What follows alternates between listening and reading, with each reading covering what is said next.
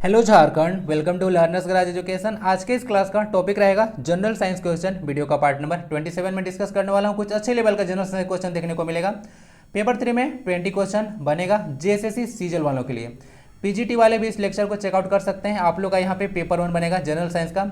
जितना भी मैं अब तक ले चुका हूँ लेक्चर जनरल साइंस का आज 7 है तो 26 का 26 लेक्चर आप लोग देख लीजिएगा पीजीटी वाले। बाकी सीजल वाले तो देख ही रहे हैं हम। सबका सिलेबस लगभग सेम होता है, चाहे वो झारखंड का पर्सन हो चाहे बिहार का हो। अगर किसी को बुखार लगेगा तो पैरासीटामोल टैबलेट ही देना पड़ेगा, तो उतना कन्फ्यूजन मत रखिएगा। सिलेबस लगभग सेम है और बाकी आपके सिलेबस के अकॉर्डिंग चीज़ मैं यहाँ पे प्रोवाइड करा ही रहा हूँ। तो चलिए स्टार्ट करते हैं पार्ट नंबर 27। बाकी टेलीग्राम पे जरूर कनेक्ट रहें क्योंकि पीडीएफ और क्यूज आपको वहीं पर मिलता है। Okay then let's get. बाकी आगे बढ़ने से पहले लाइक शेयर सब्सक्राइब, क्योंकि एजुकेशन और मोटिवेशन आगे बढ़ते रहना चाहिए। ध्यान से देखिएगा और एंड तक जाइएगा, अच्छे अच्छे क्वेश्चन का संग्रह देखने को मिलेगा। ये क्वेश्चन जेएसएससी का पीजीटी का प्रीवियस ईयर क्वेश्चन आ चुका है। देखिए, विच of the following is the largest artery. बोला जा रहा है कि बॉडी में सबसे बड़ी धमनी का क्या नाम है। कोरोनरी आर्टरी, वेना कावा, फुफ्फुस धमनी या फिर द आओर्टा यानी कि महाधमनी। सही आंसर डी होगा, महाधमनी। महाधमनी का लोकेशन आपको बॉडी में दिखाते हैं कि होता कहाँ पे है। तो ये जो है आपको महाधमनी देखने को मिलेगा यहाँ पे ना, तो ध्यान से देख लीजिए, यही महाधमनी का लोकेशन आपको दिखेगा। आउटा जिसको बोलते हैं अंग्रेजी में। यहाँ पे अगर बात करें धमनी और सिरा के बारे में, थोड़ा सा डिफरेंस आपको बता देते हैं। उसके साथ आर्टरी होता है और एक वेन होता है। तो आर्टरी अगर याद रखना होगा कि अगर कन्फ्यूजन हो रहा होगा कि आर्टरी को कैसे याद रखें और वेन को कैसे याद रखें, तो आर्टरी देखिए ब्लड को अवे ले जाती है। तो हार्ट से डिफरेंट पार्ट्स ऑफ बॉडी में जो है ब्लड को पंप करने का काम आर्टरी का होता है। तो ए फॉर आर्टरी होता है, ए फॉर अवे याद रख लीजिएगा। आर्टरी मतलब धमनी और वेन मतलब सिरा होता है। और वेन होता है VIN ना, तो वेन मतलब सिरा होता है। तो सिरा क्या करता है कि जो ब्लड होता है उसको डिफरेंट पार्ट्स ऑफ बॉडी से ब्लड को हार्ट में लाता है ताकि उसका फिर से ऑक्सीजनेटेड किया जा सके। तो यहाँ पे ना देखिएगा, जो वेन होता है, जो यानी कि जो सिरा होता है, इसमें प्रेशर थोड़ा सा कम होता है, जबकि आर्टरी में ऑक्सीजनेटेड ब्लड होता है तो इसमें प्रेशर ज़्यादा होता है। तो थोड़ा सा ये सब चीज़ याद रखते हैं। आर्टरी में प्रेशर ज़्यादा होता है, इसका वाल जो होता है, आर्टरी का वाल थोड़ा सा थिक होता है। अब इसका वाल जो होता है वेन का थोड़ा सा थिन होता है ना। और अगर पूछे कि आर्टरी में कैसा ब्लड होता है तो ऑक्सीजनेटेड ब्लड होता है और वेन में डीऑक्सीजनेटेड ब्लड होता है। तो इस तरह से अगर कोई पूछे तो याद रख लीजिएगा, ऑक्सीजनेटेड ब्लड होता है इसमें, ऑक्सीजनेटेड, और इसमें डीऑक्सीजनेटेड ब्लड होता है। एक क्वेश्चन यहाँ से और बनता है कि जो पल्मोनरी आर्टरी होता है यह करता क्या है। पल्मोनरी आर्टरी जो है से हार्ट को लंग से कनेक्ट करता है। ध्यान दीजिएगा, अगर हार्ट के पास अगर कोई ब्लड है तो उसको ऑक्सीजनेटेड मतलब उसको में ऑक्सीजन मिलाने के लिए उसको लंग के पास तो ले जाना होगा। एल्वियोली वगैरह का कॉन्सेप्ट सुने होंगे, आप पढ़े होंगे। तो वहाँ पे उसको लंग के पास ले जाना पड़ता है। तो लंग के पास ले जाने वाला जो आर्टरी है ना, वह जो है पल्मोनरी आर्टरी होता है। इसको याद रखिएगा, हार्ट से लंग को कनेक्ट करने वाला आर्टरी पूछेगा तो पल्मोनरी आर्टरी आपको टिक लगाना है। ये भी एक इंपॉर्टेंट क्वेश्चन बनता है। बाकी आर्टरी और वेन को बहुत छोटी छोटी देखिएगा ना, छोटे छोटे जो है मतलब एकदम पतला जैसा धागा जैसा जो है जो ब्लड वेसल्स कनेक्ट करते हैं, उनको जो है उनको लोग को बोला जाता है कैपिलरीज। ठीक है, तो याद रख लीजिएगा। ब्लड एक तरह का कनेक्टिव टिश्यू के अंतर्गत आता है। तो सारा चीज़ हो गया, आउटा वगैरह देख लीजिएगा। धमनी और आर्टरी में मतलब धमनी और सिरा में डिफरेंस भी आपको बता दिया। तो ये आपका जेएसएससी जो पीजीटी का प्रीवियस ईयर का क्वेश्चन था। लोकेशन बॉडी में आपको बता दिया गया, देख लीजिएगा। Myopia and hypermetropia are the disease of. मैं भी इसको हिंदी में ट्रांसलेट नहीं किया हूँ, अगर हिंदी में ट्रांसलेट अगर कर देता तो सीधे सीधे आंसर मिल जाता आपको। और ऐसे देखिएगा ना, क्वेश्चन भी आपको ऐसे ही देते हैं आपको। इसका तो मायोपिया और हाइपरमेट्रोपिया का हिंदी वर्जन आपको एग्जाम में भी देखने को नहीं मिलेगा। अगर हिंदी देंगे ना तो ऐसे जैसे मैं लिखा हूँ वैसे ही लिख देंगे, क्योंकि हिंदी में डालने के बाद खुद पता चल जाएगा ना कि आखिर है क्या। तो एग्जाम में ऐसे भी क्वेश्चन देखने को मिलते हैं। तो जेएसएससी पीजीटी का यह क्वेश्चन है, देखिए। आई, किडनी, स्किन या फिर हार्ट। सही आंसर इसका ए होगा, आई। तो मायोपिया और हाइपरमेट्रोपिया जो है यह आई का डिजीज होता है, इसको आइडिया रख सकते हैं। मायोपिया को अगर बोला जाए तो इसको निकट दृष्टि दोष के आप नाम से जानते हैं। नाम है निकट दृष्टि दोष, लेकिन ऐसा कुछ नहीं है। निकट का वस्तु जो है दिखता है और दूर का वस्तु जो है नहीं दिखता है इसमें ना, तो ऐसा कुछ कहानी होता है। और हाइपरमेट्रोपिया मतलब होता है इसमें दूर दृष्टि दोष होता है। तो दूर दृष्टि तो नाम है इसका, लेकिन दूर का दिखता है। दूर दृष्टि मतलब लग रहा है कि दूर दृष्टि दोष है, यानी कि दूर का देखने में दिक्कत है, लेकिन ऐसा नहीं होता है, उल्टा हो जाता है ना। तो उल्टा भी आप लोग याद रखिएगा, दूर दृष्टि दोष में दूर का वस्तु दिखता है, नज़दीक का जो है यानी कि निकट का वस्तु को देखने में परेशानी होती है ना, याद रख सकते हैं। बाकी निकट दृष्टि दोष में जो लेंस आप लोग यूज करते हैं वो होता है कॉनकेव लेंस। कॉनकेव यानी कि अवतल लेंस का आप लोग प्रयोग करते हैं अगर इस दोष को दूर करना है तो, और दूर दृष्टि को दूर करना है तो आप लोग कन्वेक्स लेंस का यूज कर लीजिए, आप लोग का ठीक हो जाएगा। ओके, तो इस तरह से कुछ होता है। आंसर इसका ए हो गया, आई का डिजिट हो गया। आई मोतियाबिंद अगर आपसे पूछ देंगे तो भी देख लीजिएगा इसी का होता है ना। और जरादिष्टता भी अगर पूछें तो ये भी इसी का ही डिजिट होता है। अबिंदुकता अगर रोग है वो भी इसी का एक डिजीज है, तो ध्यान रखिएगा। जीरोथैल्मिया वगैरह एक डिजीज है, वो भी जो है आई का ही एक डिजीज होता है ना। XERO जो आप लोग लिखते हैं जीरोथैल्मिया, इस तरह से बोला जाता है, एक आई का डिजीज है। और आई तो काफ़ी इंपॉर्टेंट है आपका। आई जो होता है आप लोग इसके बारे में एक इम्पोर्टेंट इंटरेस्टिंग फैक्ट होता है कि जो इंसान का आंख होता है ना जीवन भर नहीं बढ़ता है। इसका जो डायमीटर होता है 2.3 सेंटीमीटर, मतलब बर्थ से लेकर आप लोग का मतलब जो अगर मान लेते हैं किसी इंसान का डेथ हो रहा है तो वहाँ तक यह मतलब इसका जो मतलब साइज होता है वह कॉन्स्टेंट रहता है। नेत्र गोलक जो होता है आई का वह 2.3 होता है। जेसीसी कोई भरोसा नहीं ना, जेसीसी का मैं देखा हूँ क्वेश्चन, एनसीईआरटी से ना डायरेक्ट क्वेश्चन पूछ देते हैं आपसे, तो थोड़ा सा ध्यान देखिएगा। 8, 9, 10 का कम से कम तो आप लोग पढ़ते होंगे, तो एनसीईआरटी में जितना सारी चीज़ मेंशन है तो उसको अच्छे से देख लीजिए कीजिए। जेसीसी का सिलेबस देखिएगा ना, प्रीवियस ईयर को एग्जाम तो ज़्यादा क्वेश्चन उसे पूछा है 8, 9, 10 के मतलब साइंस वगैरह से, ध्यान रखिएगा। आंसर इसका ए हो गया। चलिए, किडनी वगैरह फिल्टर करने का काम करता है। Which of the following is not a primary green house gas, बोला जा रहा है कि कौन जो है प्राइमरी ग्रीन हाउस गैस नहीं है। प्राइमरी ग्रीन हाउस गैस और secondary green house gas CO2, O3, N2O, CH4 या फिर वाटर वेपर, सारा का सारा आपको प्राइमरी ग्रीन हाउस गैस दिया हुआ है। सिर्फ और सिर्फ एक जो है प्राइमरी ग्रीन हाउस गैस नहीं है, वह है ओजोन। O3 मतलब होता है ओजोन। CO3 आपको देखने को मिलेगा कार्बन डाइऑक्साइड है, नाइट्रस ऑक्साइड है जिसको आप लोग लाफिंग गैस के नाम से भी जानते हैं ना। चलिए, बाकी CH4 है मीथेन, इसको आप लोग मार्स गैस के नाम से जानते हैं, MARSH ना, वो मार्स प्लानट वाला मार्स नहीं है। और वाटर वेपर तो लोग जानते होंगे H2O होता है, तो वाटर वेपर भी जो है से सनलाइट को ट्रैप करता है, तो भी एक ग्रीन हाउस गैस में आ जाता है। ठीक है, जो वाटर H2O तो वाटर वेपर है, H2O बोलेगा कि लिक्विड नहीं है, वेपर के फॉर्म में है, तो एक तरह का गैस इसको अंडरस्टैंड कर सकते हैं आप लोग। आंसर इसका O3 हो गया। तो ओजोन जो है, ओजोन एक सेकेंडरी है ग्रीन हाउस गैस है। आखिर जो है प्राइमरी ग्रीन हाउस गैस और सेकेंडरी ग्रीन हाउस गैस क्या होता है बताइए जरा, देखते हैं किसको पता है। What are primary green house gases and secondary green house gases, बताइए। PDF डाउनलोड कीजिएगा तो रीजन दे दूंगा। आप लोग से जानना चाहता हूँ कि क्या पता है किसी को। ओजोन दिवस आप लोग 16 सितंबर को मनाते हैं। और एक चीज़ याद रख लीजिएगा, ओजोन से रिलेटेड एक प्रोटोकॉल भी हुआ था, मॉन्ट्रियल प्रोटोकॉल ना। मॉन्ट्रियल एक जगह है कनाडा में ना, याद रख सकते हैं। ऑप्शन नंबर 3 इसका आंसर हो गया, इसको याद रखें। चलते हैं क्वेश्चन नंबर नेक्स्ट की ओर। Number 4, which of the following blood group is discovered by Karl Landsteiner, बोला जा रहा है कि कार्ल लैंडस्टेनर के द्वारा किस रक्त समूह की खोज किया गया था। आप लोग को आइडिया होगा, पढ़ते होंगे कि जो रक्त समूह की खोज किसने की, तो कार्ल लैंडस्टेनर जो है से आपको आंसर पता होगा। अब बताइए कि जो कार्ल लैंडस्टेनर थे वह किस ब्लड ग्रुप को खोज किए थे, AO, ABO या फिर AB ब्लड ग्रुप। इसका सही आंसर होगा ABO, जिसको ध्यान रखिएगा। ABO ब्लड ग्रुप की खोज किया गया था कार्ल लैंडस्टेनर। और बाकी एक नाम और आप लोग सुने होंगे, विलियम हार्वे। तो विलियम हार्वे क्या किए थे, जो ब्लड सर्कुलेशन होता है ना, तो ब्लड सर्कुलेशन सिस्टम के बारे में वो एक्सप्लेन किए थे, तो यानी उनका खोज किए थे, तो याद रखिएगा। ओके, कार्ल लैंडस्टेनर और एक है विलियम हार्वे, दोनों में कन्फ्यूजन नहीं होना चाहिए। कार्ल लैंडस्टेनर ब्लड ग्रुप की खोज किए थे जो कि ABO ब्लड ग्रुप था, और विलियम हार्वे जो है ब्लड सर्कुलेशन यानी कि रक्त परिसंचरण तंत्र के बारे में एक्सप्लेन किए थे, तो इसके बारे में आइडिया रखिएगा। जो यूनिवर्सल डोनर ब्लड होता है वह होता है O-, और यूनिवर्सल एक्सेप्टर जो होता है वह AB ब्लड ग्रुप होता है। ब्लड में एक RH फैक्टर होता है, और जिस ब्लड में RH फैक्टर होगा उस ब्लड को यह पॉजिटिव बना देगा, और जिस ब्लड में RH फैक्टर नहीं होगा वह ब्लड निगेटिव होगा। इसके बारे में आइडिया रखिएगा। यहाँ पे लिखा हुआ भी है सारा, यहीं पे जो जितना मेंशन किया सारा लिखा हुआ है। AB ब्लड ग्रुप जो है से कार्ल लैंडस्टेनर के द्वारा खोज किया गया था 1900 ईस्वी में। O- जो है से आपको यूनिवर्सल डोनर होता है, और AB जो होता है यूनिवर्सल एक्सेप्टर होता है। ओके, यानी कि O- वाले जो हैं किसी को भी ब्लड दे सकते हैं। मेरा O पॉजिटिव है, किसी को जरूरत होगा तो बताइएगा। आंसर इसका C हो गया। Question 5, who invented coal gas, coal gas का निर्माण किसने किया था, बताइए, खोज किसने की थी। आपको जो है से मैं बताया था कि कोल गैस क्या होता है और वाटर गैस क्या होता है।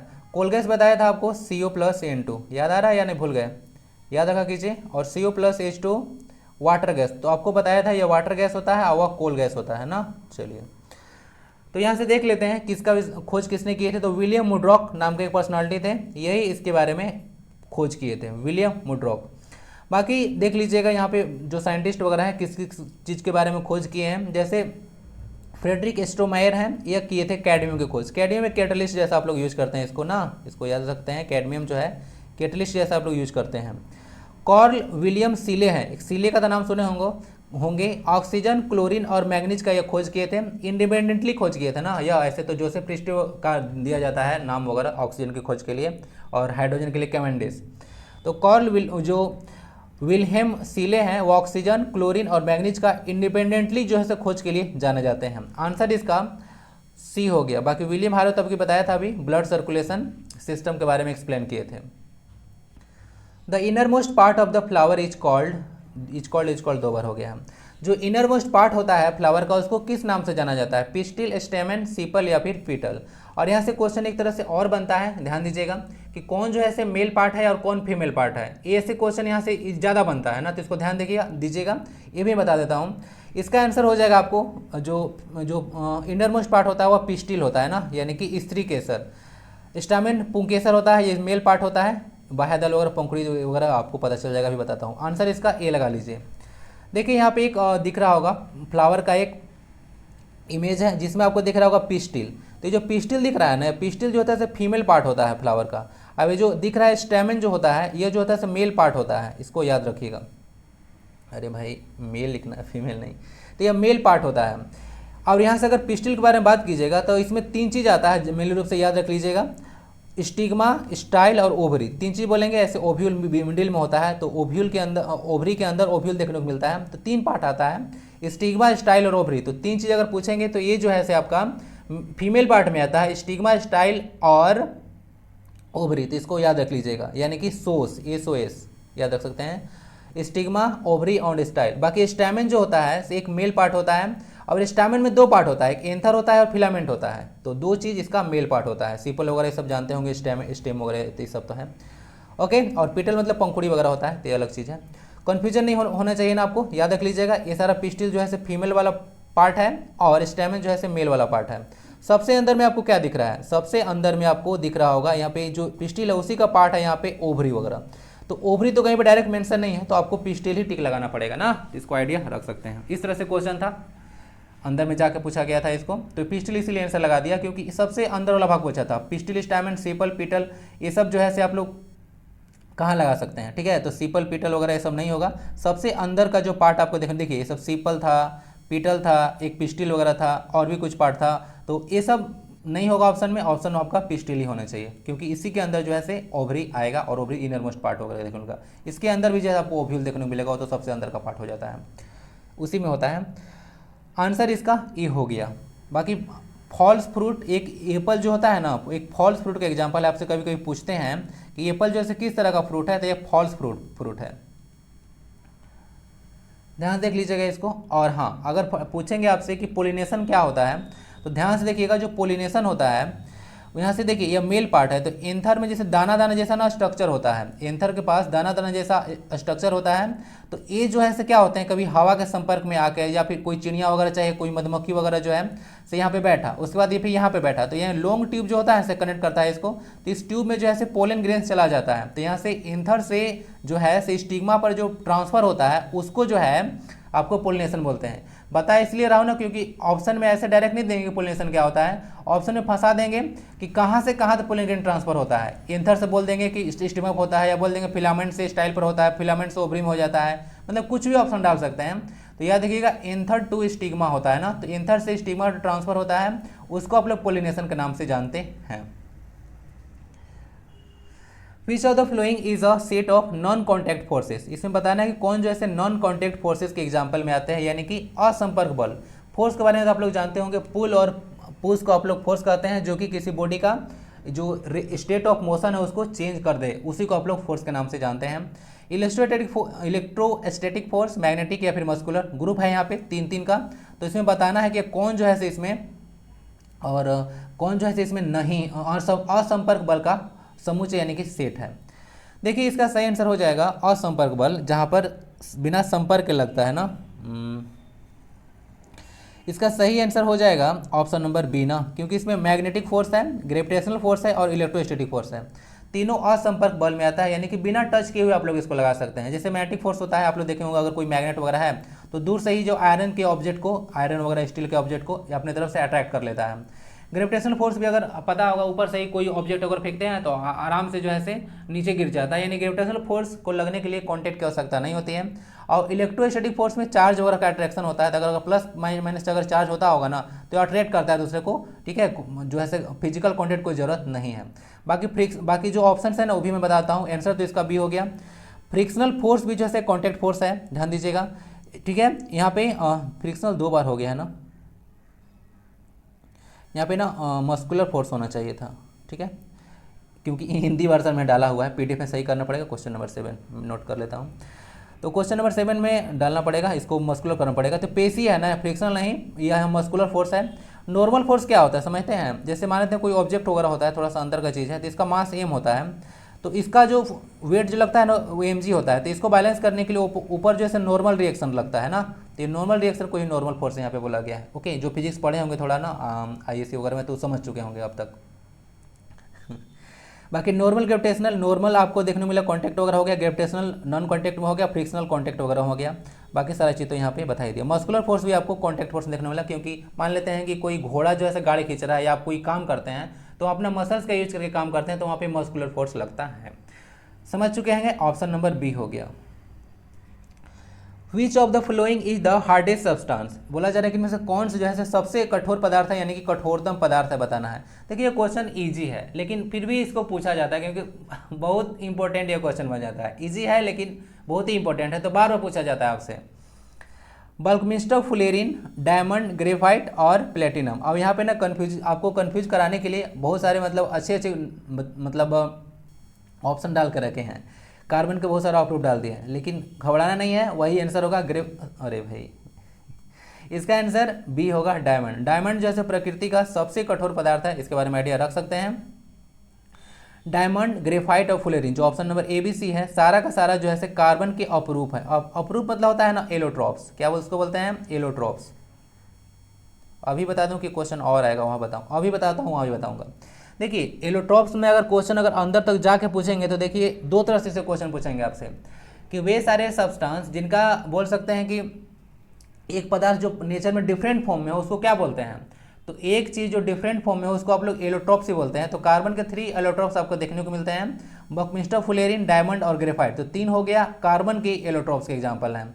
बाकी प्लेटिनम तो एक मेटल है, आप लोग को पता होगा, इसको आप लोग भविष्य का धातु बोलते हैं, और सबसे लीस्ट रिएक्टिव मेटल है ना, लीस्ट मतलब सबसे कम अभिक्रियाशील धातु प्लेटिनम है, ठीक है। एक क्वेश्चन पूछूं, प्लेटिनम जुबली कब मनाया जाता है, कितना साल के बाद, बताया जाए। आंसर इसका बी हो चुका है, मत बताइए लेकिन जाके सर्च कर लीजिए, ऐसे तो छोड़ूंगा नहीं, कुछ आप लोग भी कीजिए। आंसर इसका बी हो चुका है। बल्कमिस्टर फुलेरिन का स्ट्रक्चर एक फुटबॉल के जैसा होता है, अंदर में जाकर पूछें तो ध्यान रखिएगा, फुटबॉल के जैसा होता है। साइंटिस्ट का नाम है बल्कमिस्टर फुलेरिन, तो उन्हीं के नाम पर रखा गया है, वही खोज किए थे। यह फुटबॉल के जिसका इसका स्ट्रक्चर होता है, सबसे बाद में इसको खोजा गया है। एलोट्रॉप्स का क्वेश्चन बता दिया कि अगर एक पदार्थ प्रकृति में डिफरेंट रूप में होता है, तो डिफरेंट रूप में होता है तो उसको एलोट्रॉप्स बोलते हैं, हिंदी में इसको अपरूप बोलते हैं। इसका कहानी क्या होता है समझिए, इसका केमिकल प्रॉपर्टी सेम होता है, केमिकल प्रॉपर्टी सेम होता है, लेकिन फिजिकल प्रॉपर्टी अलग अलग होता है। ये पॉइंट आपके लिए काफ़ी ज़्यादा इंपॉर्टेंट है। अगर पूछेगा एक ऐसा पदार्थ जिसका केमिकल प्रॉपर्टी सेम हो बट फिजिकल प्रॉपर्टी अलग अलग हो, तो उसको क्या बोलेंगे, तो उसको एलोट्रॉप्स के नाम से जाना जाता है। अगर और इसको डिटेल में आपको समझाओ तो समझिए, बकमिस्टर, फुलेरिन, डायमंड और ग्रेफाइट क्या है, तीनों के तीनों क्या है बताइए जरा, तीनों के तीनों जैसे कार्बन का रूप है, यानी कि जो जिस चीज़ से बना है, यानी कि जिसका केमिकल कंपोजिशन है वह सिर्फ और सिर्फ कार्बन है, लेकिन नेचर में अलग अलग रूप में है, यानी कि उसका जो फिजिकल स्टेट है ना वह अलग अलग है। जैसे कि ग्रेफाइट वगैरह का स्ट्रक्चर थोड़ा अलग होता है, डायमंड का अलग होता है, फ्लोरीन का अलग होता है, यानी कि फिजिकल स्टेट अलग है, यानी कि फिजिकल प्रॉपर्टी अलग है। तो एलोट्रॉप्स का डेफिनेशन यही होता है कि जिसका chemical property same but physical property अलग अलग, तो उसको एलोट्रॉप्स के नाम से जाना जाता है। ध्यान रखिएगा, जनरल साइंस आपको बहुत ही डिटेल में आपको सब चीज़ पढ़ा चुका हूँ, लेक्चर को ध्यान से देख लीजिएगा। जनरल साइंस बहुत मतलब ईजी हो जाएगा आपके लिए, अब तक बहुत चीज़ पढ़ा चुका हूँ। और देखिएगा डायमंड वगैरह, ग्रेफाइट वगैरह का स्ट्रक्चर कुछ इस तरह से होता है, ध्यान से देखिएगा। यहाँ से कार्बन एटम के बीच में कोवैलेंट बॉन्ड होता है, यहाँ भी आपको कोवैलेंट बॉन्ड देखने को मिलता है, कार्बन हाइड्रोजन के बीच में कोवैलेंट बॉन्ड लगता है, ठीक है। यहाँ कोवैलेंट बॉन्ड कब बनता है, कोवैलेंट बॉन्ड बनता है आपका शेयरिंग ऑफ इलेक्ट्रॉन से, कार्बन और हाइड्रोजन के बीच में शेयरिंग ऑफ इलेक्ट्रॉन होता है, तब जाके कोवैलेंट बॉन्ड बनता है। अब अगर ट्रांसफर ऑफ इलेक्ट्रॉन से बनेगा तो वहाँ पे बन जाएगा आयोनिक बॉन्ड, यानी कि जैसे कि NaCl का एग्जांपल लीजिए, MgCl2 का एग्जांपल लीजिए, CaCl2 का एग्जांपल लीजिए, तो उसमें आयोनिक बॉन्ड बनता है, तो उसमें इलेक्ट्रॉन का ट्रांसफर होता है मेटल से नॉन मेटल की ओर। बाकी ग्रेफाइट जो होता है एक मतलब एकमात्र नॉन मेटल है जो कि इलेक्ट्रिसिटी को कंडक्ट करता है। वह इसीलिए करता है क्योंकि इसका चौथा इलेक्ट्रॉन फ्री रहता है ना, याद रखिएगा। डायमंड को जलाएगा तो क्या होगा, ऑब्वियसली कार्बन डाइऑक्साइड बनेगा। क्यों, ये कार्बन का रूप है तो O2 मिलाइए CO2 बन जाएगा। ज़्यादा कंफ्यूज नहीं होना है ना, कुछ नहीं बचेगा, ध्यान दीजिएगा, जलाइएगा नहीं इतना महंगा चीज़ को। Television signals use, television signal किसका यूज करते हैं, फ्रीक्वेंसी मॉड्यूलेटेड का, एम्पलीट्यूड मॉड्यूलेटेड का, both frequency and amplitude modulated, या फिर फेज मॉड्यूलेटेड। जो आपको यूज होता है टेलीविज़न में वो आवृत्ति और आयाम दोनों यूज होता है, ऑडियो वीडियो दोनों यूज होता है। तो फ्रीक्वेंसी और एम्पलीट्यूड मॉड्यूलेटेड दोनों यूज होता है टेलीविज़न सिग्नल में, इसको याद रख सकते हैं। टेलीविज़न का आविष्कार जेल बेयर्ड के द्वारा किया गया था, आइडिया रखिएगा। बाकी टेलीविज़न का अगर बात करें, देखिए जो हर्ट्ज है ना, ये भी आपका पीजीटी के एग्जाम पूछा गया है कि फ्रीक्वेंसी का ऐसा यूनिट क्या है, तो फ्रीक्वेंसी का ऐसा यूनिट हर्ट्ज होता है। या पीजीटी में क्वेश्चन आ गया, तो इतने छोटे छोटे क्वेश्चन आपको पूछे गए हैं पास्ट में, तो ध्यान दीजिएगा, टॉप ज़्यादा नहीं होता है। तो हर्ट्ज होता है, हर्ट्ज जो होता है पर सेकेंड के बराबर होता है। तो यहाँ मैं बात करने वाला हूँ टेलीविजन सिग्नल के फ्रीक्वेंसी के बारे में। फ्रीक्वेंसी इक्वल टू होता है, अगर बात कर दूँ म्यू से इसको डिनोट करते हैं आप लोग, 1 टाइम पीरियड होता है ना। इसका देखिएगा, अगर ऑप्शन थोड़ा सा तो अलग अलग डालते हैं, लेकिन देख लीजिएगा 30 मेगा हर्ट्ज से 300 मेगा हर्ट्ज होता है। मेगा मतलब 10⁻6 होता है, देख लीजिएगा। बाकी ऑप्शंस में 100 से 200 भी डाल सकते हैं, हो सकता है 150 से 200 डाल दें, 250 कर दें, तो देख लीजिएगा इसी रेंज के बीच में टेलीविजन का सिग्नल होता है। एक क्वेश्चन डिस्कस किया था, शायद आपको याद होगा, जिसमें बताया था कि ऑप्शंस नहीं था, तो 100 से 200 जो मेगा हर्ट्ज था उसको मैं टिक लगाया था, याद आ रहा है कुछ, तो देख लीजिएगा, इसको ध्यान दीजिए। बाकी टीवी का रिमोट इंफ्रारेड यूज करता है ना, इंफ्रारेड यूज करता है टीवी का रिमोट, इंफ्रारेड, ठीक है। चलिए, आंसर इज सी, फ्रीक्वेंसी और एम्पलीट्यूड दोनों मॉड्यूलेटेड यूज होता है। अच्छा, मैं कुछ अगर यहाँ पे चर्चा करूँ, थोड़ा सा ब्लैक, ये एम्पलीट्यूड क्या होता है और फ्रीक्वेंसी क्या होता है, वेवलेंथ क्या होता है, इस बारे में पता है। चलिए थोड़ा सा समझ लेता हूँ, अंडरस्टैंडिंग तो होना चाहिए ना। वेव जैसे ऐसे मूव करता है, आपको पता होगा, इस तरह का वेव जो है मूव करता है, इस तरह का। तो देख लीजिए, यहाँ जो होता है, यहाँ से यहाँ तक ऊपर में, यानी कि जो वेव का जो डिस्प्लेसमेंट मीन पोजीशन बोला जाता है, 0 इसका मीन पोजीशन है। तो maximum displacement from the mean position, इसी को आप लोग एम्पलीट्यूड बोलते हैं। Maximum displacement from the mean position को एम्पलीट्यूड बोला जाता है। ओके, यहाँ तो हाफ साइकिल है, यहाँ का पूरा साइकिल हो गया। तो यहाँ से देख लीजिएगा, जो वेवलेंथ होता है, इसको लैम्डा से डिनोट आप लोग करते हैं, लैम्डा। तो ये जो लैम्डा होता है, यानी कि जो वेवलेंथ होता है, इसको हिंदी में स्ट्रिंग बोला जाता है, और दो स्ट्रिंग अंग्रेजी में इसको क्रेस्ट बोला जाता है। तो आइदर 2 ट्रफ और या फिर 2 क्रेस्ट के बीच का डिस्टेंस होता है, उसको वेवलेंथ बोलते हैं ना, इसको याद रखिए लीजिएगा। और frequency is equal to C by lambda हो जाता है, और साउंड के लिए सी होगा तो भी कर लीजिएगा ना। चलिए, या फ्रीक्वेंसी का साइन होता है भी देखिएगा, एनसीईआरटी में थोड़ा सा एक जैसा लगेगा, लेकिन frequency is equal to C by lambda होता है। ओके, लैम्डा का साइन मीटर ही होगा, एम्पलीट्यूड का मीटर ही होगा, समझा दिया, समझ लीजिएगा। और फ्रीक्वेंसी का तो हर्ट्ज होगा। Question 10, electron volt is a unit of, electron volt जो है किसका एक इकाई है, करंट का, पावर का, पोटेंशियल डिफरेंस का, या फिर एनर्जी का। हिंदी देख लीजिएगा, इस सही आंसर इसका डी हो गया। पहले मैं डिस्कस कर चुका था, आज तो डायरेक्ट क्वेश्चन में डाल दिया, लेकिन मैं वीडियो के ड्यूरेशन में इसको एक बार डिस्कस कर चुका था कि इलेक्ट्रॉन वोल्ट याद रखें, यह जो है आपका एनर्जी का यूनिट है। वोल्ट देख के मत लगा लीजिएगा कि विभवांतर होगा, देखिए विभवांतर भी जो है ऑप्शन में है आपका, यानी कि पोटेंशियल डिफरेंस है। ओके, लेकिन पोटेंशियल डिफरेंस आपको नहीं लगाना है, क्योंकि सिर्फ वोल्टेज को देखकर मत लगा लीजिए। उसी तरह से बताया था आपको कि अगर किलोवाट आवर है, किलोवाट आवर को देख करके अगर वाट है, अरे इसको पावर लगा लीजिए तो भी गलत हो जाएगा। किलोवाट आवर भी जो है एनर्जी का ही यूनिट है ना, इसको याद रखिएगा। 2 पॉइंट है, इलेक्ट्रॉन वोल्ट और किलोवाट आवर, इसमें लोग ज़्यादा कन्फ्यूज होते हैं, आपको कन्फ्यूज नहीं होना है। सारा का यहाँ पे फार्मूला बता देता हूँ ना, क्योंकि न्यूमेरिकल अगर छोटे छोटे पूछें तो बन जाना चाहिए। करंट अगर निकालना होगा तो rate of flow of charge को करंट बोला जाता है, तो Q/T हो जाएगा। P इज इक्वल टू भाई होता है ना, VI भाई होता है, इस पर देखिएगा। Potential difference V is equal to होता है W/Q होता है। और एनर्जी इज इक्वल टू याद देखिएगा, P is equal to E/T होता है, तो E भी होता है, यहाँ से एनर्जी आपका निकल जाएगा ना। चलिए, एनर्जी या इसको वर्क भी बोल सकते हैं आप लोग ना, E या वर्क भी बोल सकते हैं। वर्क एनर्जी दोनों का यूनिट जो है सेम होता है। आंसर तो इसका डी हो चुका है। बाकी एक पॉइंट अगर ध्यान से देखिएगा तो जितना भी चीज़ दिख रहा है ना, चाहे वो धारा हो, शक्ति हो, विभवांतर हो, ऊर्जा हो, सब जो है से आपको स्केलर क्वांटिटी के एग्जांपल है, यानी कि अदिश राशियां हैं सारे के सारे। धारा के बारे में एक इंटरेस्टिंग फैक्ट है कि यह इसके पास बोथ जो होता है ऐसे मैग्नीट्यूड ऑफ डायरेक्शन होता है, फिर भी यह जैसे असदित राशि नहीं है, क्योंकि यह ट्रिएंगुलर लॉ ऑफ वेक्टर एडिशन को फॉलो नहीं करता है। जो 11th वगैरह में पढ़े होंगे उनको पता होगा कि ट्रिएंगुलर लॉ ऑफ वेक्टर एडिशन क्या होता है। बाकी सीबीएसई वाले पहले ही पढ़ चुके होंगे ना, और आईसीएसई बोर्ड वाले। आंसर इसका डी हो गया, एनर्जी। सब चीज़ को ध्यान से देख लीजिएगा। चलिए फार्मूला को याद रखें ना, न्यूमेरिकल आते हैं। और कुछ इन्फॉर्मेशन और है, एक इलेक्ट्रॉन वोल्ट में इतना जूल होता है ना, 1.6 इंटू 10⁻⁻19 जूल। देखिए मेरा लेक्चर को थोड़ा सुनिएगा ना, थोड़ा ध्यान से सुना कीजिए, पैसेंस रखकर, क्योंकि मुझे ना ऊपर ऊपर पढ़ाने की आदत नहीं है कि आए क्वेश्चन को डिस्कस किए बस आगे बढ़ गए, वैसा कुछ मतलब नहीं है। एक तरह का मैं लंबी रेस का घोड़ा मैं भी पढ़ाई ऐसे ही करता था और पढ़ाता भी इसी तरह से हूँ, तो एकदम डिटेल में बताता हूँ। लंबी रेस का घोड़ा बनिए, कहीं भी किसी भी अगर रास्ता पर दौड़ा दिया जाएगा तो वहाँ से मतलब आगे निकल जाइएगा, रेस को जीत जाइएगा, इसलिए लंबी रेस का घोड़ा बनना चाहिए। तो डिटेल में जाइए, मोती तो आपको गहराई में ही मिलेगा, तो गहराई में डूबिए। 1 इलेक्ट्रॉन वोल्ट याद रखिएगा, ये भी इलेक्ट्रॉन वोल्ट जो भी चर्चा कर रहा था उसमें 1.6 इंटू 10⁻⁻19 जूल होता है। अगर आर्ग में इसको कन्वर्ट कीजिएगा, ERG आर्ग, तो इसमें 10⁻- जूल आ जाएगा, क्योंकि आर्ग जो होता है ऐसे ना, इसका एक सीजीएस यूनिट है। 1 जूल इज इक्वल टू कितना होता है, तो 1 जूल में 10⁻7 आर्ग होता है। तो इसी तरह से ये आ जाएगा ना, सीजीएस यूनिट होता है सेंटीमीटर ग्राम सेकेंड आर्ग, इसको याद सकते हैं। कैलोरी भी यूनिट यूज होता है, लेकिन मैं आपको बताया था कि कैलोरी में क्या होता है।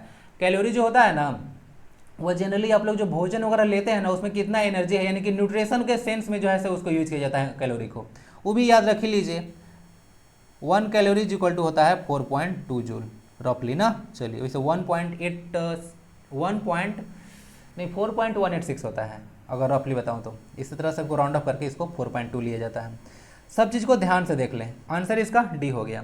Which of the flowing gases released by supersonic jets causes ozone depletion. तो यानी कि सुपरसोनिक जेट्स वगैरह, रॉकेट वगैरह के बारे में आप लोग सुने होंगे। तो जो सुपरसोनिक जेट होता है, या भी बहुत सारा फाइटर जेट्स वगैरह होता है, चर्चा कर दूंगा कि सुपरसोनिक जेट्स वगैरह क्या होता है। तो अब देखिए, जो पीजीटी वालों के लिए जो सिलेबस है ना, उसमें एक चीज़ ये मेंशन है कि जो करंट अफेयर में जो जनरल साइंस रिलेटेड जो क्वेश्चन आ रहे हैं, तो वो उससे क्वेश्चन आपसे पूछ सकते हैं। तो आसपास देख लीजिएगा, जितना भी डिजीज वगैरह का आजकल हो रहा है, कोरोना वगैरह से क्वेश्चन काफ़ी ज़्यादा आपसे पूछे जाएंगे। ऐसे तो कोरोना सब भी बनेगा, करंट अफेयर पर आपको मतलब पकड़ होना चाहिए, ठीक है, क्योंकि आपको करंट से बेसिस पर भी जनरल साइंस से क्वेश्चन बना के देते हैं। Sulphur dioxide, sulphur dioxide, carbon dioxide, methane या फिर नाइट्रस ऑक्साइड, कौन इसमें से गैस निकलता है जो कि ओजोन के डिप्लीशन का कारण है, जो कि सुपरसोनिक जेट्स के द्वारा जनरेट होता है। आंसर इसका ए हो जाएगा, सल्फर डाइऑक्साइड। तो सल्फर डाइऑक्साइड के द्वारा जो है से ओजोन का परत का डिप्लीशन हो जाता है, इसको आप लोग आइडिया रख सकते हैं। नाइट्रस ऑक्साइड जो है ना आपका लाफिंग गैस है, इसको आइडिया रख लीजिएगा। चलिए अब बात करते हैं ना सुपरसोनिक जेट्स वगैरह के बारे में। जैसे सुपरसोनिक जेट्स को देखिएगा, तो यहाँ पे देखिए सुपरसोनिक है, जिस एक ऐसा जेट जिसका रफ्तार 1 मैक, जो 1 मैक होता है उससे ज़्यादा हो, 1 मैक से जिस रफ्तार जो ज़्यादा हो, अगर स्पीड 1 मैक से ज़्यादा हो, यहाँ पे कहीं से उठाया था इसको फिगर को, तो अच्छे से तो लिखे नहीं है, मैक यहाँ पे नहीं लिखा, वो मैक 1.0 लिखना चाहिए था। तो मैक 1 से अगर स्पीड ज़्यादा होता है किसी जेट का, तो उसको जो है सुपरसोनिक जेट कहा जाता है। और हाइपरसोनिक में 5 मैक से ज़्यादा स्पीड होता है। मैक नंबर कैसे निकाला जाता है, ऑब्जेक्ट का जितना स्पीड है प्लस में स्पीड ऑफ साउंड सोर्स को डिवाइड कर दीजिए, तब जाके मैक नंबर निकलता है ना। चलिए, तो मैक नंबर आपसे पूछेगा कि मैक नंबर आखिर होता क्या है, तो ये स्पीड जो है निकालने के लिए होता है। तो मैक नंबर स्पीड का 1 यूनिट होता है, इसको आइडिया रखिएगा। आंसर इसका ए हो गया, सल्फर डाइऑक्साइड। बाकी चीज़ तो डिस्कस कर ही दिया। मीथेन जो होता है CH4, या नेचुरल गैस का मेन कंपोनेंट होता है। नेचुरल गैस बोलिए CNG वगैरह बोल सकते हैं, बायोगैस वगैरह का मेन कंपोनेंट होता है। 95% नेचुरल गैस में मीथेन ही होता है ना। चलिए, धान के खेत वगैरह से कभी कभी पूछे जाते हैं कि कौन सा निकलता है गैस, तो वह मीथेन ही होता है। Which of the following is the outer most boundary of cell. Cell के बारे में तो पता होगा आपको। तो सेल का आउटर मोस्ट जो बाउंड्री होता है उसको आप लोग क्या बोलते हैं, plasma membrane, cytoplasm, nuclear membrane या फिर नॉन ऑफ दिस। इसका सही आंसर प्लाज्मा मेम्ब्रेन होगा ना। प्लाज्मा मेम्ब्रेन को कहीं कहीं सेल मेम्ब्रेन के नाम से भी आप लोग जानते हैं, सेल मेम्ब्रेन। तो सेल मेम्ब्रेन बोलता तो आराम से आप लोग टिक लगा लेते हैं, इसलिए इसको आप लोग प्लाज्मा मेम्ब्रेन बोलते हैं। प्लाज्मा मेम्ब्रेन ना एक सेमी परमेबल मेम्ब्रेन होता है। क्यों? क्योंकि यह जो है कुछ पदार्थों को जो है अपने अंदर आने देता है और कुछ पदार्थों को जो है जाने देता है। सब पदार्थों को नहीं आने देगा, जैसे ऑक्सीजन यहाँ से इंटर कर सकता है और यहाँ से कार्बन डाइऑक्साइड गैस जैसे वापस जा सकता है। समझ गए। तो यही होता है कहानी वगैरह प्लाज्मा मेम्ब्रेन का। तो ये आउटर मोस्ट बाउंड्री होता है। चलिए देख सकते हैं प्लाज्मा मेम्ब्रेन कहीं पे लिखा हुआ ना, देख सकते हैं ये जो बॉर्डर आपको दिख रहा है यहाँ से इस तरह का, ये सब प्लाज्मा मेम्ब्रेन आपको दिख रहा है ना, तो देख लीजिएगा इसको, यही प्लाज्मा मेम्ब्रेन है। बाकी सारा लाइसोसोम वगैरह आपको देखने को, कोशिका की आत्मघाती थैली बोलते हैं आप लोग। राइबोसोम जहाँ पे प्रोटीन का संश्लेषण होता है। ये न्यूक्लियस होता है, देखिए न्यूक्लियस होता है सेंट्रल पार्ट होता है ना, ध्यान दीजिएगा। और ये जो न्यूक्लियस के चारों ओर भी एक मेम्ब्रेन होता है, और उस मेम्ब्रेन को आप लोग बोलते हैं, ऑप्शन में था ना न्यूक्लियर मेम्ब्रेन, तो ये न्यूक्लियर मेम्ब्रेन जो होता है ना वह न्यूक्लियस के चारों ओर होता है। इसके बारे में याद रखिएगा, यह सेंट्रल पार्ट होता है। और mitochondria power house of the cell बोला जाता है। सेल वाल जो होता है एनिमल सेल में नहीं पाया जाता है ना, जो सेल वाल होता है वह सिर्फ प्लांट सेल में पाया जाता है, एनिमल सेल में पाया नहीं जाता है।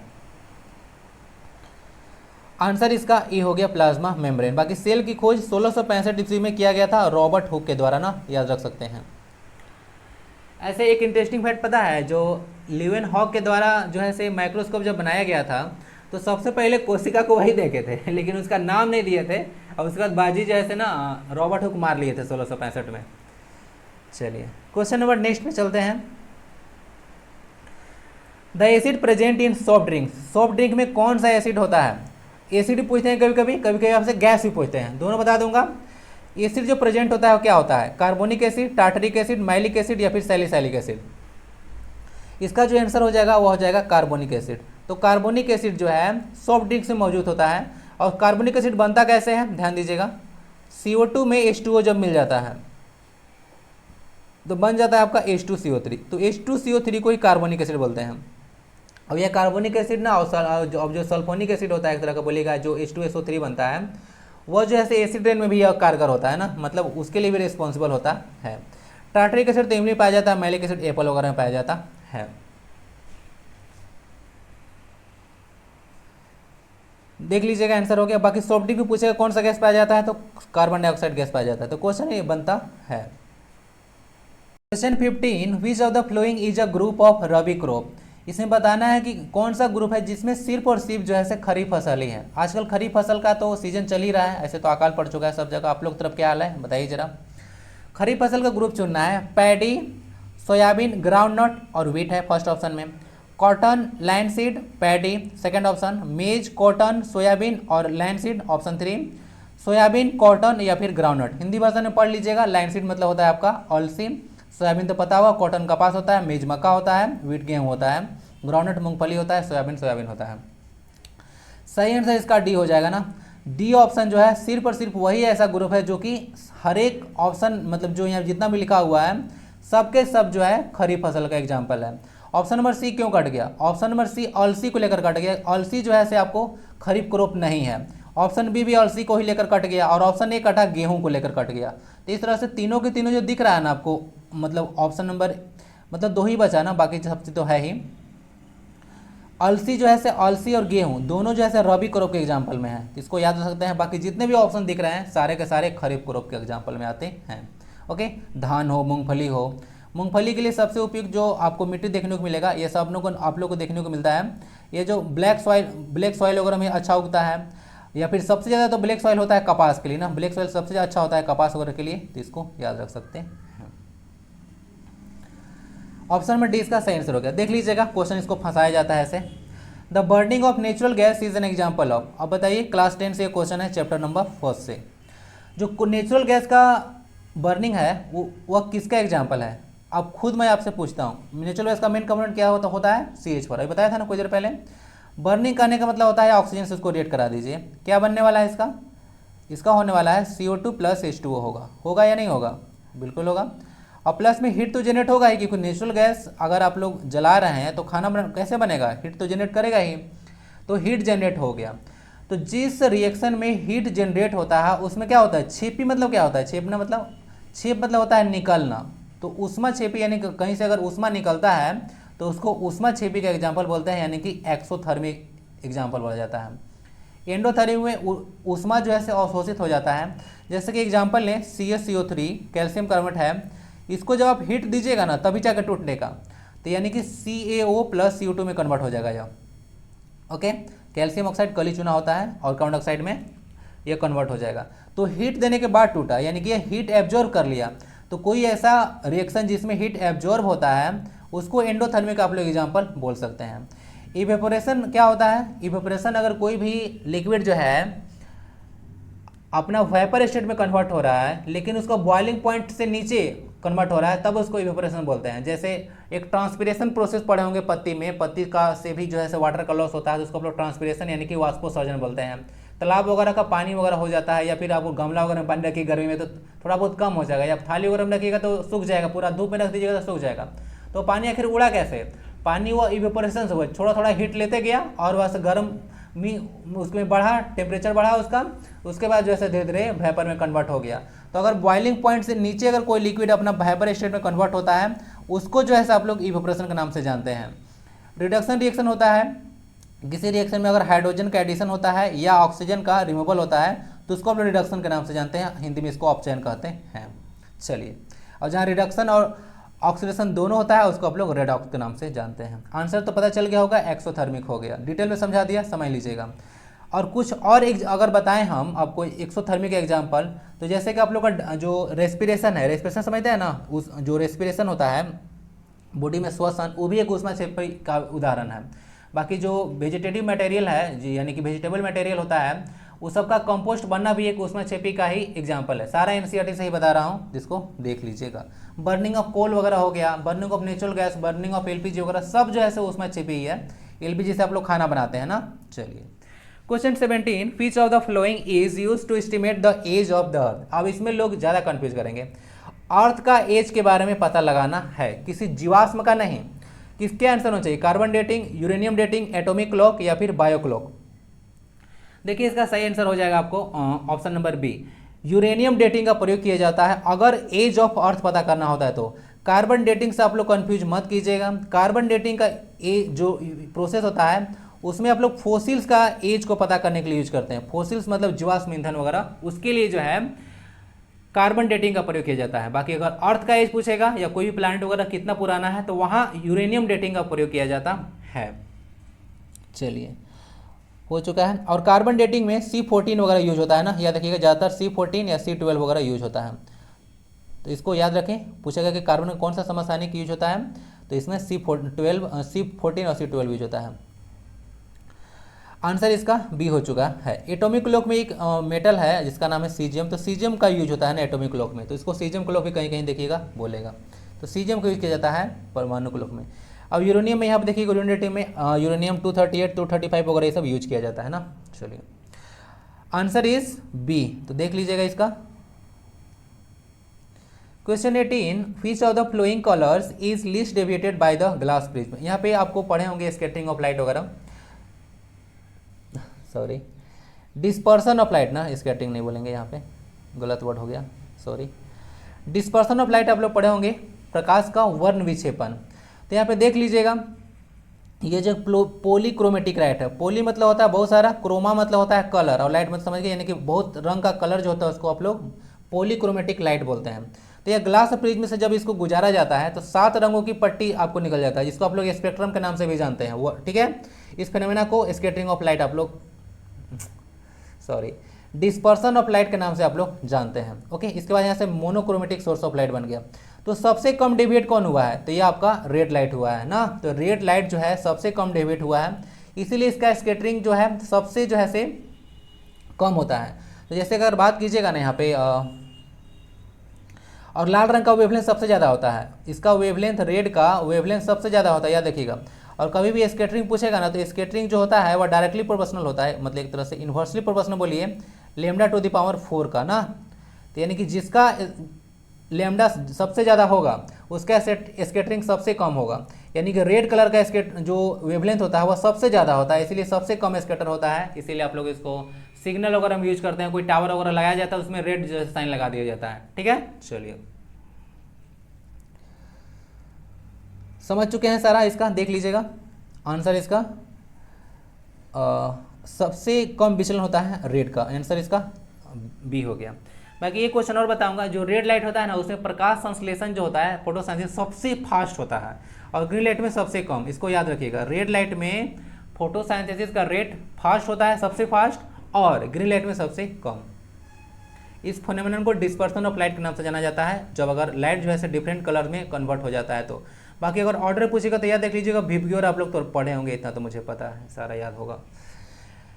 Nuclides which have same mass number are called, बोला जा रहा है कि न्यूक्लियाइड्स का एग्जांपल बताइए जिसमें मास नंबर सेम हो। मास नंबर को आप लोग एटॉमिक मास यानी कि इसको आप लोग ए के नाम से जानते हैं, तो जिसमें ए सेम होता है उसको किस नाम से आप लोग जानते हैं? आइसोटोन्स, आइसोटोप्स, आइसोमर्स या फिर आइसोबार्स। सही आंसर क्या होगा? सही सब इसका आंसर हो जाएगा ऑप्शन नंबर डी। इसको संभारी के नाम से इसको जानते हैं ना, इसको याद रख सकते हैं। एक होता है समस्थानिक, समस्थानिक होता है, और एक होता है संभारिक। ओके चलिए, तो इसमें पूछा है same atomic number but different mass number, अगर पूछे तो वह आंसर हो जाएगा आइसोटोप। अगर पूछेगा different atomic number but mass number same है, तब वहाँ पे चला जाएगा इसका आइसोबार्स। और आइसोटोन्स जो आप लोग देख रहे हैं ना, आइसोटोन्स, उसमें नंबर ऑफ न्यूट्रॉन्स जैसे बराबर होता है, यानी न्यूट्रॉन की जो संख्या होता है वो बराबर हो जाता है। तो इस तरह के आप लोग क्वेश्चन देखने को मिलेगा। और आइसोमर्स तो बताया था कि अगर कोई एक केमिकल कंपाउंड वगैरह है तो उसका केमिकल फार्मूला सेम हो, लेकिन अगर स्ट्रक्चरल फार्मूला अलग अलग हो तब जो है सो उसको आप लोग आइसोमर्स के नाम से जानते हैं। जैसे मैं पेंटेन का बताया था आपको C5H12, इसका 3 जो है से आइसोमर्स बनता है, नॉर्मल पेंटेन, आइसोपेंटेन और नियोपेंटेन, तो उसका हो जाता है। फिर से एक बार बताता हूँ, मुझे लगता है कि कुछ आप लोग याद नहीं रख पाए होंगे। जिसका मास नंबर सेम हो, कहने का मतलब है कि एटॉमिक नंबर जिसका अलग अलग और मास नंबर सेम हो, तो आंसर हो जाएगा डी, आइसोबार्स बोला जाता है, हिंदी में उसको संभारी बोलते हैं। Atomic number same, atomic number same और मास नंबर अलग अलग, तब उसको आइसोटोप्स लगाना है। आइसोटोन्स कब लगाना है? जब किसी दो कंपाउंड दो अगर आपके पास एलिमेंट है और उन लोग में अगर नंबर ऑफ न्यूट्रॉन्स अगर सेम आ रहा है, नंबर ऑफ न्यूट्रॉन्स जो है सेम आ रहा है, तब जाके उसको बोलेंगे आइसोटोन्स। और न्यूट्रॉन निकालने का फॉर्मूला होता है एटॉमिक नंबर में से एटॉमिक मास में से एटॉमिक नंबर को सब्ट्रैक्ट करना पड़ेगा, तब जाकर निकलता है नंबर ऑफ न्यूट्रॉन्स। क्लियर? और आइसोमर्स के बारे में बता दिया कि जो उसका केमिकल फार्मूला सेम होना चाहिए, केमिकल फार्मूला सेम होना चाहिए, लेकिन स्ट्रक्चरल फार्मूला उसका अलग अलग होना चाहिए। स्ट्रक्चरल फार्मूला अगर अलग अलग है तब जाकर उसको आइसोमर्स बोला जाता है, और इस फेनोमेनन को आइसोमेरिज्म के नाम से जानते हैं। क्लास 10 में तो बहुत सारा आप लोग आइसोमेरिज्म पढ़े होंगे ना जी, याद कीजिए थोड़ा। आंसर इसका डी हो गया। विच of the following is a scalar quantity, बताना है कि मैं कौन जो है से एक स्केलर क्वांटिटी का एग्जांपल है? डिस्प्लेसमेंट, वेलोसिटी, एक्सेलरेशन या फिर स्पीड। सही आंसर ऑप्शन नंबर ए होगा। स्पीड एक स्केलर क्वांटिटी है। Rate of change of displacement को आप लोग स्पीड के नाम से जानते हैं ना। स्पीड को एक्चुअली में अगर बोला जाए तो इसको भी से डिनोट किया जाता है, तो यह जो है rate of change of displacement होता है, sorry rate of change of distance होता है, डिस्प्लेसमेंट नहीं बोलना है ना। डिस्टेंस बोल दीजिएगा तो वो आपका वेक्टर बन जाएगा, जो कि वेलोसिटी के बारे में बताएगा। तो थोड़ा सा अंतर है, दोनों में ज़्यादा अंतर नहीं है। बाकी वेलोसिटी वगैरह कीजिएगा तो इस तरह से हो जाएगा इसका, तो S/T लिखा जाएगा। स्टैंडर्ड बुक वगैरह में इस तरह से लिखा जाता है ना। NCERT तो स्पीड और वेलोसिटी को दोनों को एक ही जैसा मान लेता है। एक्सेलरेशन क्या होता है? Rate of change of velocity होता है, तो इसके बारे में आइडिया रख सकते हैं। एक्सेलरेशन dV/dt होता है, rate of change of velocity.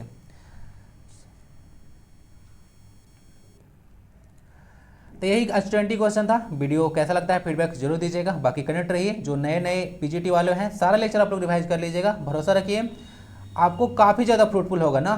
तो चलते हैं, फिर मिलते हैं नेक्स्ट क्लास में। वंदे भारतम, जय हिंद।